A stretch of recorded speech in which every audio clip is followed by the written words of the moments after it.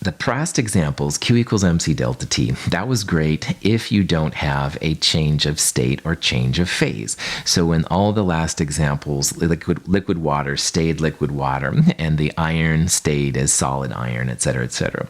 But you can also calculate energy changes when you do have a phase change, like when you go from solid to liquid, like ice melting, or if you go from liquid to gas, solid to gas, etc., etc. The matter will continue to absorb the energy during the phase change. However, the temperature is going to be constant. So let's look here at ice, and let's say we have 2 kilograms of it, 2,000 grams, and it's right at the melting point, 0 degrees Celsius. It takes about 500 kilojoules to turn most of the ice anyway into liquid water. All right, you can see the liquid waters around it. There's still a little bit of solid thing, but notice the temperature. You're still at 0 degrees Celsius.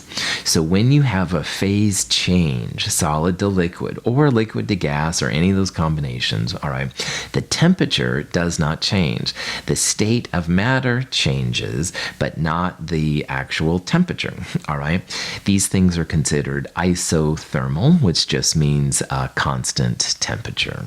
There's different ways to represent these, but if you don't have a change of state, all right, so for example, there's an iron being heated up from 0 to 557 Celsius, that's when you can use mc delta T, and that's really cool, all right?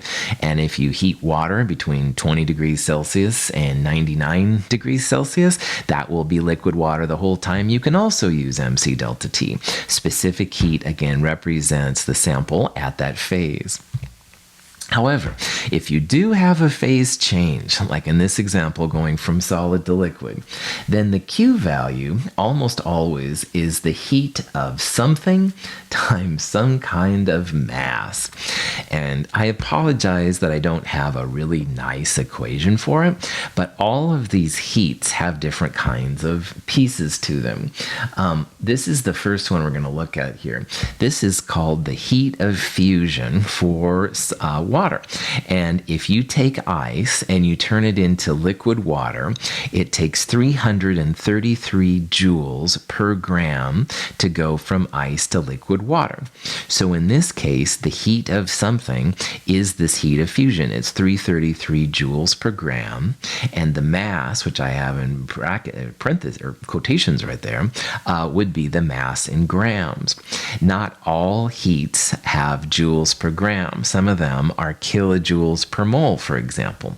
So I put it in mass in brackets there, or quotations, because sometimes it'll be moles, sometimes it'll be grams, but you just get rid of that number. You want to have only joules left over at the end. Q is, again, a measure of heat exchange. It's going to be joules, kilojoules, stuff like that. You don't want to have grams or moles or anything like that most of the time. Let's determine the heat of fusion in joules per gram for lead if 6.30 kilojoules of heat are required to convert 255 grams of solid lead to a liquid at its melting point. So what this is saying is that we've got 255 grams of solid lead, and we're adding 6.30 kilojoules to make it go to a liquid. The heat of fusion is literally the heat required to turn a solid into a liquid. And it's always going to have units of, almost always anyway, joules per some kind of mass.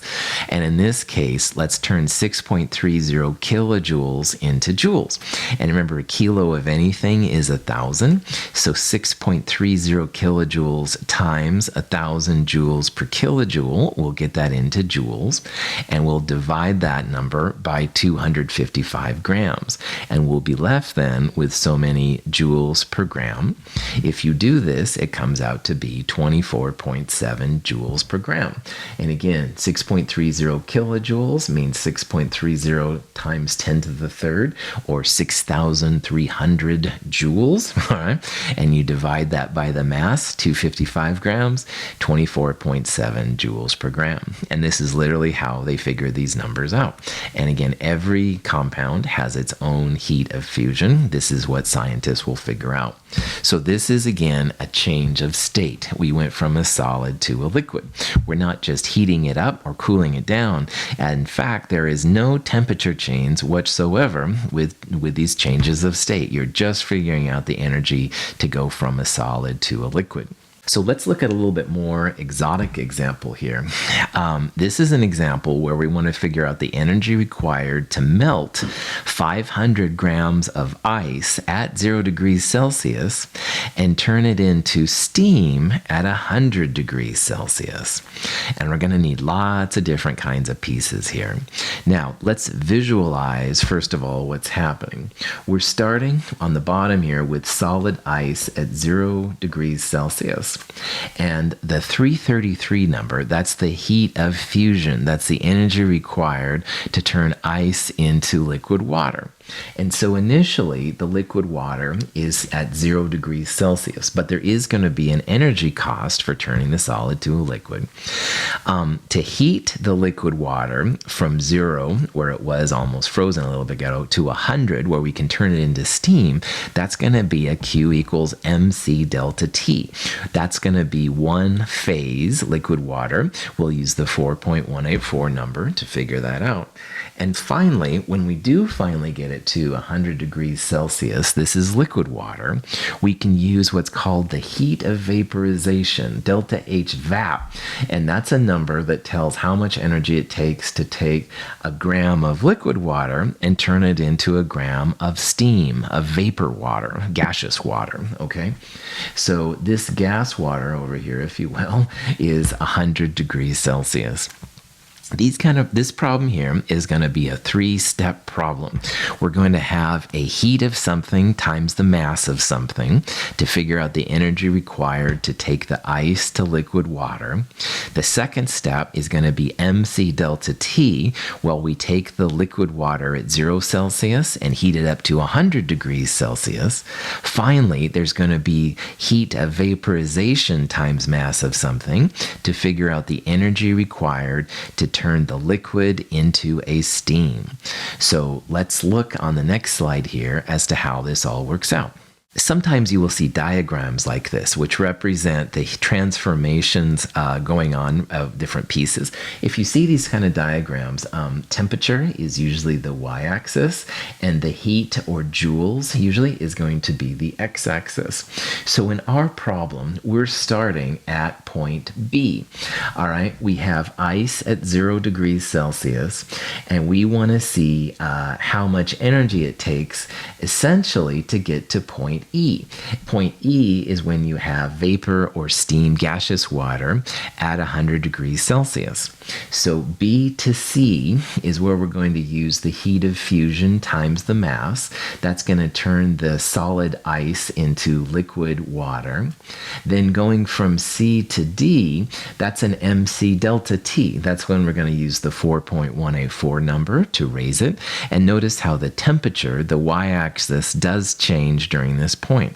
And then finally, we're going to take point D, which is our liquid water at 100 degrees, and we're going to turn it into steam at point E, also at 100 degrees. So again, no phase change during those parts. Also notice that the mass is constant. We're not adding or subtracting any mass here. We start with 500 grams, of ice, and we're going to end up with 500 grams of gaseous water at the very end. So sometimes people like using these kind of diagrams. It's totally up to you. Sometimes I find them very helpful, and sometimes I honestly find them kind of annoying. You do have to have the delta H of fusion and the delta H of vaporization. Those are numbers that I would definitely give to you, or you could look up on Google, something like that. But anyway, they are constants, and they're pretty cool. Let's do the math. So the first step is melting the ice. That's when we're going to use the heat of fusion times the mass. We want to make sure the mass term cancels. Our heat of fusion is 333 joules per gram. And since we have 500 grams, that makes that pretty easy. We'll just multiply them together, 1.67 times 10 to the 5th joules. That's the energy required to melt the ice. Now the second step is the mc delta T, where we're going to heat the water water from 0 degrees Celsius to 100 degrees Celsius. So MC delta T, you can use Celsius or Kelvin, again, for the delta T. Either way is fine. 2.09 times 10 to the 5th joules. Notice it took almost as much energy to melt the ice as it did to heat the water. These processes have a lot of hidden energy costs and stuff associated with them. And then the final step, we're actually going to take the liquid water and turn it into steam, and that's going to use the delta H vap, the heat of vaporization.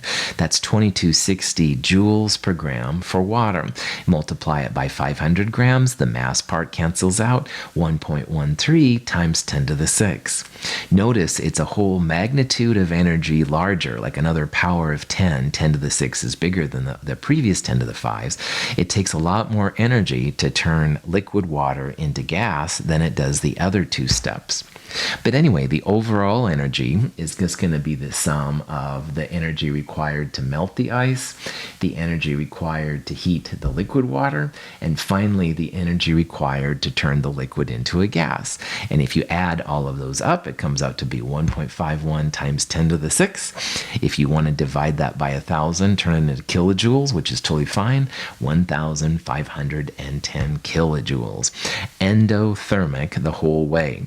Ice does not turn to steam without energy added, and that's an important consideration. We're going to talk more about heat transfer in Chem 222, but for right now, at least you see the idea of how this works out. It's not too bad. Follow the units and you'll be okay.